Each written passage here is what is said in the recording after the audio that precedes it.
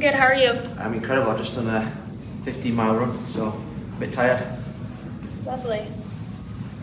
Thanks for joining us. Go ahead and just start us off with your thoughts on tomorrow's match at Nashville. How are we doing, guys? Are we okay? Afternoon. Looking forward to the game tomorrow. First road trip of the season.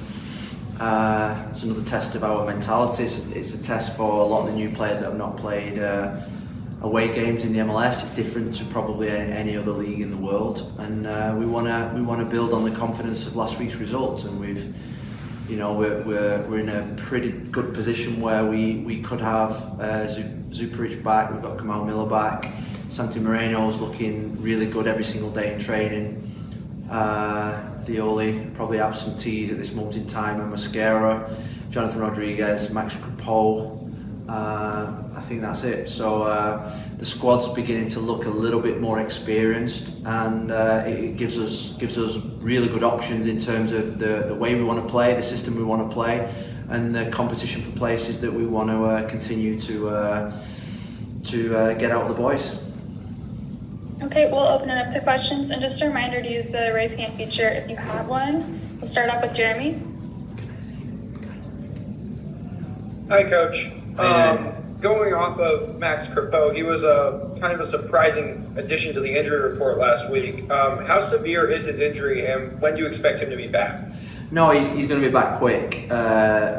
It's important we get Max back quick, because we want all our best players available for selection, available to compete.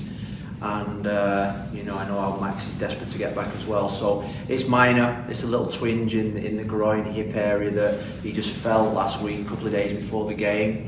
And I think without a shadow of a doubt he'll be back in training probably early next week. This game just came a couple of days too quick for him. Thanks. And I have another question about Anthony. So he's been playing as a right wing back for the first couple games of this season. How do you rate his performances in a new position for him? Well, I think he's been one of our standout players in terms of I definitely think he's come back and there's a little bit more maturity to his game. Last week, particularly in the final 20 minutes, he defended incredibly well.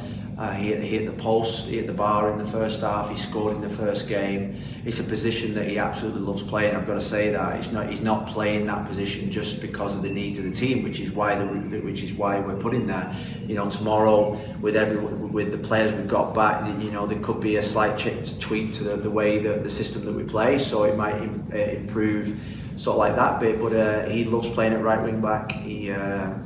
In terms of his physical capacity, it suits him that position. It enables him to play really high and wide when we've got possession of the ball, and we're super pleased with his progress. He came back 3 weeks after everybody else because of his visa, and he's still playing a little bit of catch up, so there's more to come from him. I think final third we want to keep challenging him to have a little bit more quality in the final pass, final cross, but I think we're really pleased with how he's developing.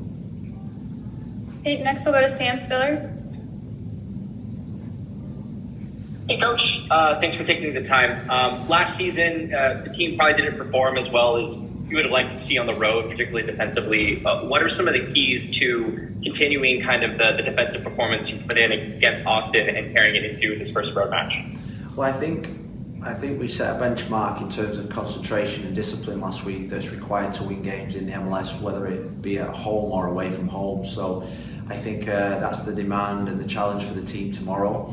I've been in the MLS now for 4 or 5 seasons, and there is a sort of like consistency in the way that the successful teams play both home and away. And I think what we saw last week and what we've seen now, we've tried to instill in pre-season is those principles, and we're really pleased. Tomorrow is going to be no different. We're playing against a team that's new. It's a new team, new players, new coach, new system, and so there's going to be challenges there. There's always challenges away from home in the MLS, but that's the most important thing is the mentality of the team going into the game. The mentality of what it takes to win a game of football in this league is massively important. We showed that last week against Austin, and we need to show it again this week. Thanks. And just another question about, you mentioned Nashville as an opponent. They've had a rough start to the season, goal scoring wise. What particular are you preparing for them, or what are you looking for as far as like their new system or like the danger that they've been creating in their first 3 matches? Well, I mean, in Mukhtar, they've got an MVP in the league, one of the best number 10s in the league. In Surridge, we know all about from England. So he's a DP striker that scores goals. So and they've added quality in the wide areas. I know Jacob Schaffelberg really well from working with Canada. They've got quality in the front line, and they're going to be a good team this year. They've been suffering because I think they've suffered a few injuries. You know, they've not had a settled team in the first couple of games of the season, and they've had a couple of really good, tough games to play. So I think it's going to be a really important game for us to be at our absolute top against a team that's coached good, with a manager that's got experience, and against a system that is really good. So we're going to have to play really well. Okay, next we'll go to Alex Barnes. Hey Phil, can you hear me all right? Hi Alex, are you okay? Yeah, good. In that same vein of trying to improve away success this season, just curious if there are any like preparation differences you guys have implemented this year compared to last, in terms of maybe travel or training schedules prior to away games? We looked in depth at trying to improve our away form. We did studies, and we spoke to people that have been successful on the road, those that haven't, and at the end of the day, it's we've tweaked a couple of things in terms of a couple of meetings, a couple of stretches when we arrived last night. You're trying to find that extra 1-2%. At the end of the day, when you go onto the pitch, I always say that the ball is the same. There's the same ball as what you play at home, you play away, and the pitch size is no different. So it's the mentality.